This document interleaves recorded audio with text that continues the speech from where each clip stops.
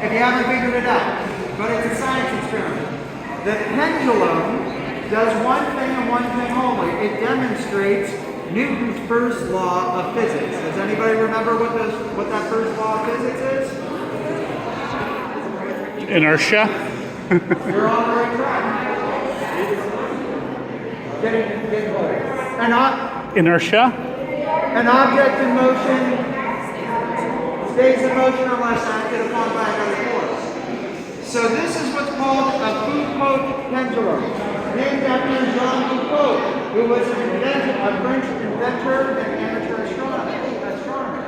What this is actually the first science experiment that proves the Earth is rotating. So the way that this works is that the Earth rotates east at 1,000 miles per hour by the equator. Where you are right now at the Griffith Observatory, it spins at 850 miles per hour. Now, if you walk outside, don't worry, we're still spinning at 850 miles per hour based on our latitude. What it is that essentially, if a pendulum swings, and I'm going to use my phone to show everybody. If a pendulum swings, a pendulum naturally will always come back to the same place. No matter what it's attached to, no matter if it's twisting, it naturally wants to come back to the same place. Now, in order to prove we're rotating, we have this little part.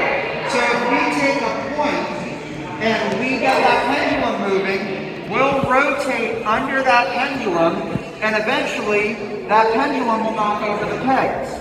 So every 7 and 9 minutes, this is not perfectly exact, it'll knock over a peg, proving the Earth is rotating.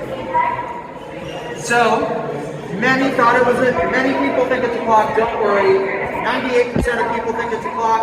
I thought it was a clock before I became a museum guy. So don't worry, we're all in the same boat.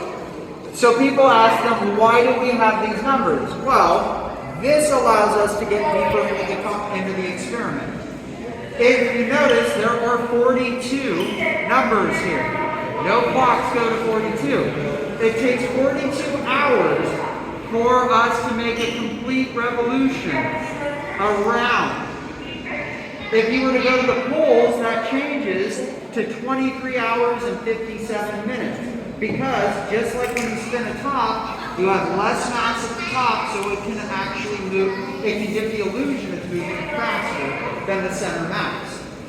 If we go to the equator, this swings and never makes a full revolution. And this is where it gets a little confusing